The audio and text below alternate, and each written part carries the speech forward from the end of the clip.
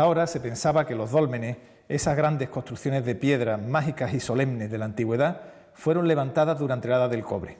Hoy, gracias a los trabajos del dolmen de Alberite, descubriremos que en verdad fueron erigidos mucho antes, durante el Neolítico, unos 4.500 años antes de Cristo, cuando la humanidad todavía usaba hachas de piedra pulida como esta que tengo en mis manos. Bienvenidos a Arqueomanía.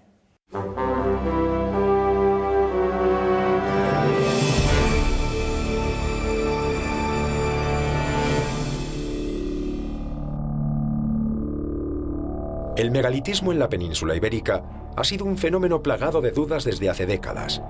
Se le atribuyó un origen mediterráneo, pero hoy en día esta hipótesis está en tela de juicio.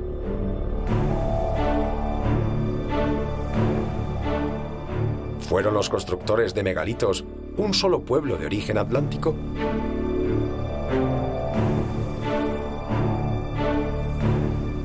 Los megalitos del sur de España se construyeron en el quinto milenio antes de Cristo, unos 2500 años antes de las pirámides de Egipto.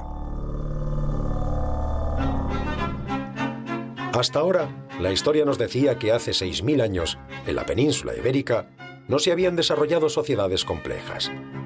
Aquellos hombres habían abandonado la caza para empezar a establecerse en los campos y cultivar. Eran muy primitivos, tribales, desorganizados. Todavía faltaban 2000 años para ver una sociedad formalmente constituida. 2000 años para acercarnos al desarrollo de otros lugares del mundo mediterráneo. Es un monumento muy destacado, de unas dimensiones, como he comentado, muy importantes. Es un dolmen de galería o largo corredor. Tiene aproximadamente unos 20 metros de desarrollo longitudinal y viene, pues, digamos, compartimentado por esta serie de jambas, ortostatos transversales que van marcando una serie de espacios hasta el espacio final de la cámara, que es donde está propiamente el enterramiento. Las primeras prospecciones, siempre llenas de dudas, anticipan algo maravilloso. En la campiña gaditana ha aparecido un dolmen de dimensiones extraordinarias. Estamos en 1993 y un grupo de investigadores jóvenes, pero con las ideas claras, por así decir, con un método en mente, se hacen cargo de la excavación. Todo se hace con rigor desde el principio, con paciencia. La excavación, la verdad, todo el equipo, que además fue un equipo bastante extenso, de aproximadamente unas 40 y tantas personas, lo recordamos con mucho cariño, pues fue la verdad, un plan casi heroico, y la verdad que con mucha ilusión en aquel momento, porque veíamos claro que era un monumento muy destacado, ya casi desde el principio, y sobre todo porque se nos ponía en nuestras manos la posibilidad de aplicar las metodologías de estudio del siglo XX. El lugar elegido para levantar el dolmen no es casual. El dolmen está en un punto estratégico, en medio de la llanura, de los llanos de Villamartín, y hoy en día se puede ver los cultivos agrícolas que hay, es decir, el tipo de terreno que domina este paraje, estos llanos de Villamartín, es un material margoso arcilloso y es un tipo de suelo, un tipo de tierra de alta fertilidad. La cámara funeraria albergaba objetos de prestigio, suntuarios, objetos que la comunidad había ofrecido a los ocupantes de la tumba. ¿Quiénes eran los propietarios de esa morada eterna? El estudio antropológico determinó que eran dos individuos de sexo masculino, de sexo femenino, un poco mayor el hombre, pero en edades jóvenes como son las de esperanza de vida de esos momentos, ¿no? La mujer prácticamente no llegaba a 20 años y el hombre de una mediana edad, ¿no? Es decir, son datos habituales. El hecho es que representan un ancestro común, que se identifican ellos con el ancestro de la tribu, con el ancestro de esa base de formación social tribal. Pero esos individuos tienen objetos que son de prestigio y que genera al colectivo un gran esfuerzo, porque conseguir comprar o adquirir esos objetos en redes exteriores les debía de representar un gran esfuerzo a la comunidad. Por tanto, hay todo un trabajo de toda la base social. Ellos son los referentes, quizás todos trabajan todavía para ese referente tribal, pero ahí está el germen de esas desigualdades. Tras un primer análisis visual de las piezas funerarias, los investigadores sospechan de la procedencia de los objetos suntuarios aparecidos en la tumba. Entonces comienza el trabajo de arqueometría, un trabajo que se prolongará durante más de 15 años. La arqueometría, o arqueología científica, se fundamenta en el análisis químico de los materiales arqueológicos para establecer su composición y procedencia. En la Universidad de Cádiz, Salvador Domínguez Bella realiza este trabajo. En un primer momento se procede a una inspección ocular de la pieza. Después, se continúa el trabajo en el microscopio convencional. Las imágenes obtenidas, de una gran belleza, permiten una primera identificación de los materiales. A los investigadores de Alberite les llama la atención especialmente dos piezas, un collar de cuentas y un enorme cristal de cuarzo. Uno y otro, el collar y el cristal de cuarzo, junto al resto de materiales del ajuar funerario, se someten a la observación al microscopio para establecer su composición. El collar presenta cuentas, las pequeñas piezas que se engarzan para formar el collar, fabricadas con variscita verde.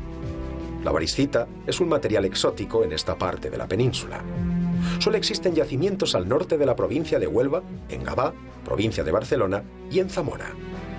Cuando se analiza el espectacular bloque de cuarzo tallado, se llega a una conclusión sorprendente. Procede posiblemente de un yacimiento en la Sierra de Madrid.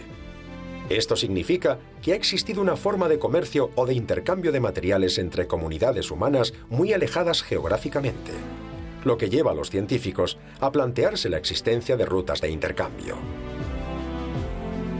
Estamos ante el nacimiento de una forma primitiva de organización social, casi en el origen de un Estado. A fin de cuentas, en todo Estado se establece un orden social y formas de recaudación sobre el trabajo y la propiedad. Quizá la fiscalidad de entonces consistiera en aportar horas de trabajo o excedentes agrícolas. No se sabe.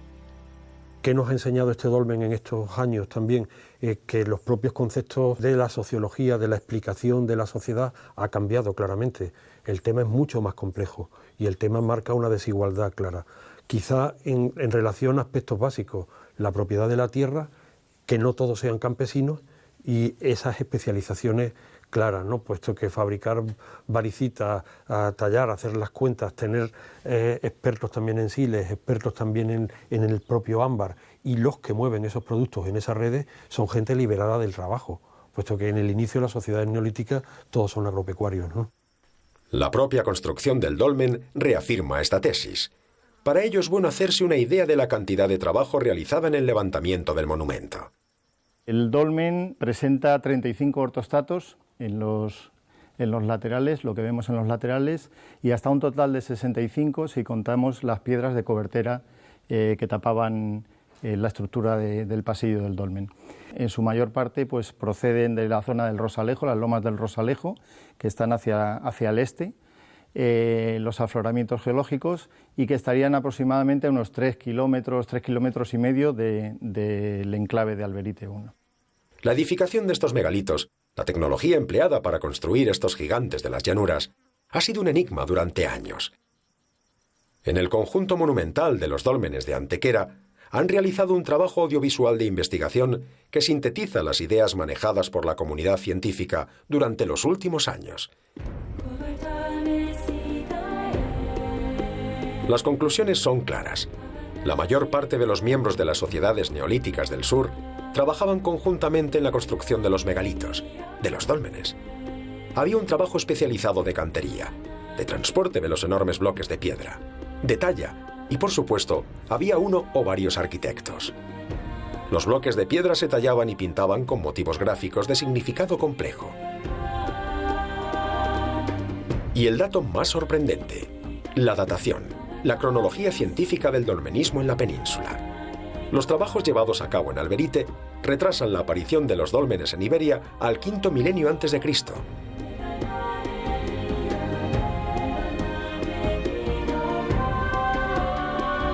La cronología del dolmen realmente se ha hecho con pruebas clásicas de carbono 14 o con carbono 14 con AMS, y bueno, se ha hecho sobre materiales pues, como el carbón o el hueso de lo que se ha recuperado en el dolmen, y que nos han permitido pues, establecer realmente la cronología de este dolmen. En el momento en que excavamos Alberite se seguía en los años 90 analizando el megalitismo como oriental, y con cronologías cortas. Por ejemplo, Menga se consideraba de la Edad del Bronce, del segundo milenio. Los millares estaban, como siguen estando hoy, en el cuarto pasa a tercer milenio. Por tanto, la cronología que dio Alberite fue revolucionaria en su momento.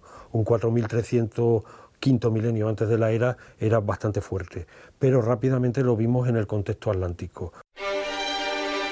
En estos ortostatos de Alberite se plasman hachas del mismo tipo que las de Carnac en la Bretaña francesa.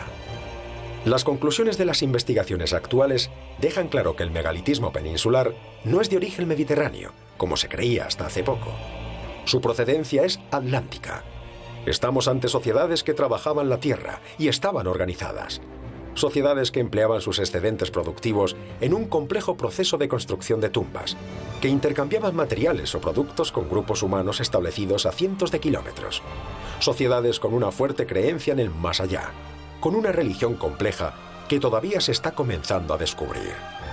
La península ibérica está plagada de megalitos por todo su territorio. Falta mucho por investigar.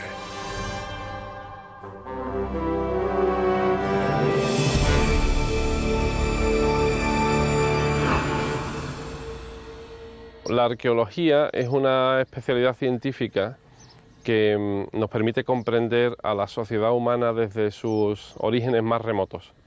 Y en la medida en que puede hacer eso, la arqueología, creo, es una herramienta muy importante para entender al ser humano y entender también la sociedad en la que vivimos. La arqueología es un vehículo muy gratificante y realmente muy apasionante para comprender mejor las complejidades de este mundo aparentemente caótico en el que vivimos. Pues ya que estamos en un conjunto megalítico tan especial como es Antequera, y dado mi especialización en este campo, sería pues realmente un desafío muy importante encontrar un enterramiento megalítico en unas condiciones pues bastante prístinas, bastante intacto, digamos, que nos permita hacer una investigación muy completa.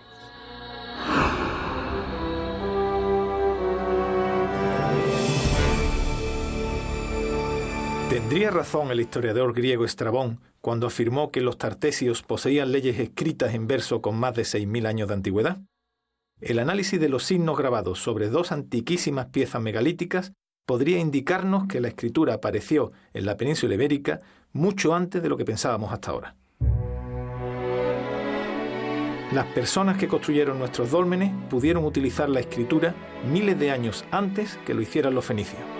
Otra sorpresa más de las muchas que la arqueología nos tiene aún que proporcionar. Nuestra riqueza arqueológica es tan importante que no puede ser por completo expuesta en los museos. Así todos ellos tienen almacenes donde se custodian, se almacenan, se clasifican por los numerosos hallazgos que se producen de forma continuada. Nos encontramos en los sótanos del Museo Arqueológico de Huelva, donde vamos a estudiar unas piezas muy singulares que pueden significar toda una revolución en nuestra forma de concebir la historia de la escritura en España.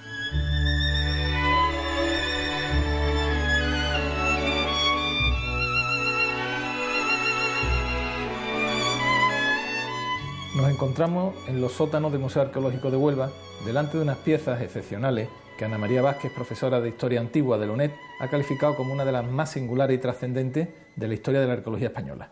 Bueno, Ana María, me gustaría que me explicaras el por qué son tan importantes, qué vienen a decirnos estas piezas y cuál es la tesis que te permiten sostener pues, los signos en ellas inscritas.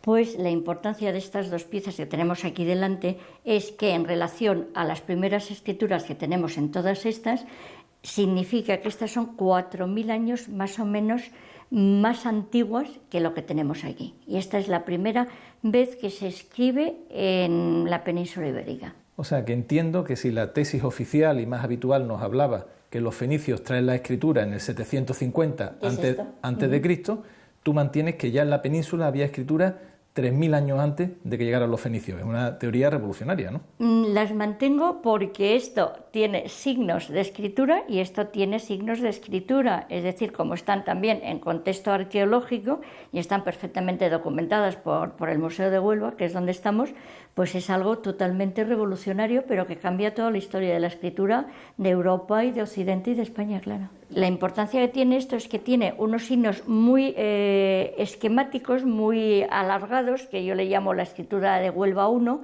que es muy semejante a como escribimos ahora. Por ejemplo, tiene la L, tiene los ángulos, tiene la W, tiene la U, y eso para ser del 4000 al 3000, calcula del 3200 a.C., es una revolución total y absoluta. Pero no todos los científicos coinciden con esta teoría. El mayor, escepticismo que se levanta alrededor de esa pieza nace precisamente del hecho de que sea una única pieza. Es una pieza aislada que, incluso si aceptásemos que tiene signos que representan algún tipo de escritura, pues resultaría, como se dice ahora, una evidencia aislada.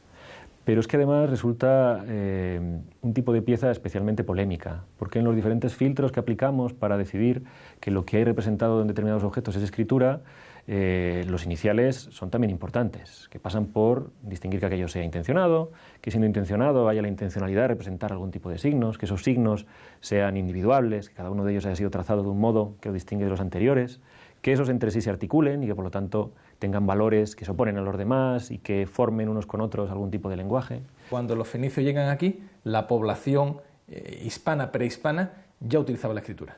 Ya utilizaba la escritura y además lo escribían en materiales que eran propios de este área, como es de lo que está fabricado esto, que es una arcilla local con gránulos de pirita. Esto es una revolución total y absoluta, que en Huelva, en el 3000 a.C., alguien supiera escribir. Esta escritura todavía no está descifrada, ¿no? No podemos saber lo que dice. No, porque la posterior de 4000 años después no está, que es la ibérica. Esto es un unicum, entonces lo que puede suponer es que son signos de comunicación. Tampoco se puede decir que sea una verdadera escritura, es que no se puede decir nada porque no hay punto de comparación con nada. ¿Cómo llegas tú a la conclusión de que son signos escritos? Tiene que haber una evolución, una especie de aventura científica, porque formulas una tesis muy rompedora. Y dos, ¿cómo es que la ciencia no ha visto eso antes? Cuando llegué al Museo de Huelva, en vez de empezar por donde todo el mundo empieza, que es por los fenicios, se me ocurrió empezar por el principio. Y claro, me encontré expuesto primero esto en un contexto del 4000 a.C. y luego en la misma vitrina me encontré la navercita y yo dije, estos son signos de escritura. Entonces mi sorpresa fue que estuviera del cuarto al tercer milenio, donde no tenía que estar ni yo tenía que mirar ahí. Y luego cuando descubre una cosa que no es normal, siempre te vas al especialista. En este caso era Enrique Martín, que era el conservador del museo, esperando que él me dijese que no, pero él me dijo que sí. El alisador es una pieza del dolmen de San Bartolomé de la Torre, excavado en los años 30, y esta naveta, que es una pieza de una función indeterminada, posiblemente ritual, es del tolos de la Zarcita, de un dolmen circular excavado en el año 45, y la cronología es cuarto milenio antes de Cristo. Esta documentación corresponde a los materiales, al material de campo de Carlos Cerdán, que excava el tolos de la Zarcita, y se ve el interés que demostró por la pieza, por el cuidado y el primor que pone en dibujar exactamente los distintos signos que presenta la pieza. Son unos signos que parece escritura.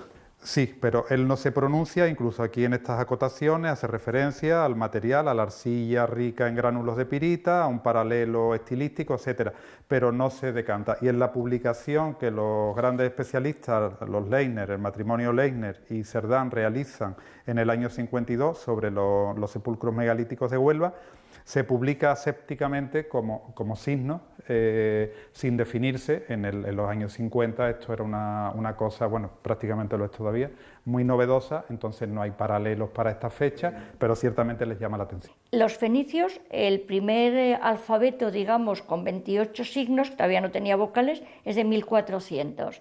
De lo que hay aquí, que son estas dos piezas excepcionales, te indican que aquí alguien sabía escribir y además escribía en una arcilla local. Curiosamente es un alfabeto completo. Yo no me atrevo a llamarlo nada porque los griegos los fenicios no descubren el alfabeto. Los fenicios en Ugarit lo que hacen es, en una tablilla pequeñita que está en el Museo de Damasco, pasan de los 28.000 signos que tenían escritos en cuneiformes, en cuñitas, pasan de 28.000 a 28, pero son signos cuneiformes. Lo bueno es cuando los fenicios pasan a esta estilización, que es escribir con estos signos, pasando de la escritura de cuñitas a signos lineales. Signos lineales que pensábamos que eran del año 1000, 1100 fenicios. ¿Antes de Cristo? Antes de Cristo, yo siempre estoy en antes de Cristo. Y de repente te das cuenta que 3000 años antes de esto estaba esto escrito con esos signos lineales que se repiten en época fenicia. Es la pieza que hace chirriar el puzzle de la historia. Con esta pieza y con esta hay que saltar el puzzle y volver a empezar, porque todo lo que sabemos está mal. El origen de la escritura es un apasionante debate que sigue abierto. Corresponde a la ciencia determinar si finalmente pudo haber existido o no escritura en la península antes de la llegada de los fenicios. Pero mientras, deleitémonos con estos hermosos signos megalíticos.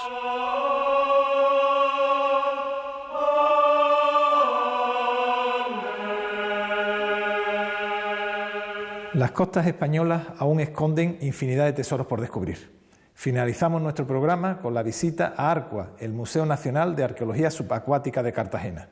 Y no olviden que en nuestro próximo programa vamos a continuar contándoles lo que ocurrió hace mucho, mucho tiempo.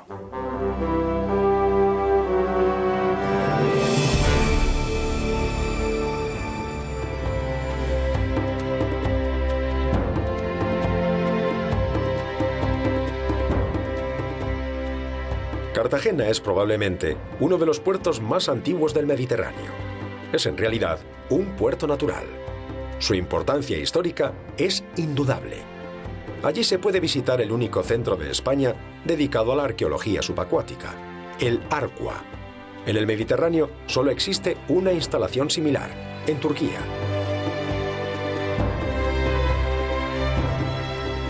La navegación se lleva practicando miles de años. En los fondos marinos existe un enorme patrimonio arqueológico, mejor conservado que el que se puede encontrar en tierra firme. Este patrimonio es muy susceptible de ser expoliado. Habitualmente las piezas que reposan en los pecios marinos se encuentran completas, con pocos desperfectos, lo que aumenta su demanda en el mercado negro. El mar es un misterio. Sumergirse bajo sus aguas, toda una experiencia. La primera sensación que se tiene cuando uno bucea es que lo del mundo del silencio es una auténtica falacia. El fondo del mar está lleno de ruidos y de sonidos.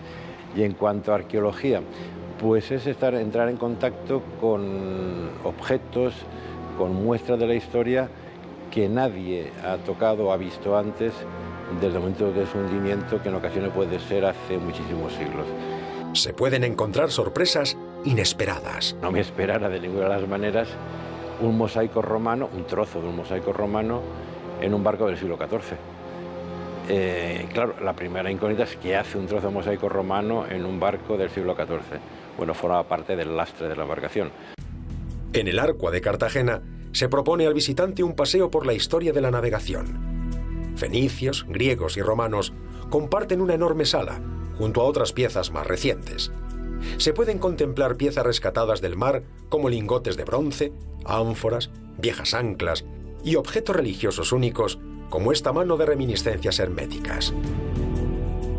A cada época de la antigüedad se le dedica un espacio consistente en la reproducción de una embarcación tipo, la maqueta de un puerto y una colección de piezas, además de unas completas infografías que ayudan a los espectadores en la comprensión del contexto histórico. Desde el Arcua también se trata de explicar la complejidad del trabajo arqueológico bajo las aguas,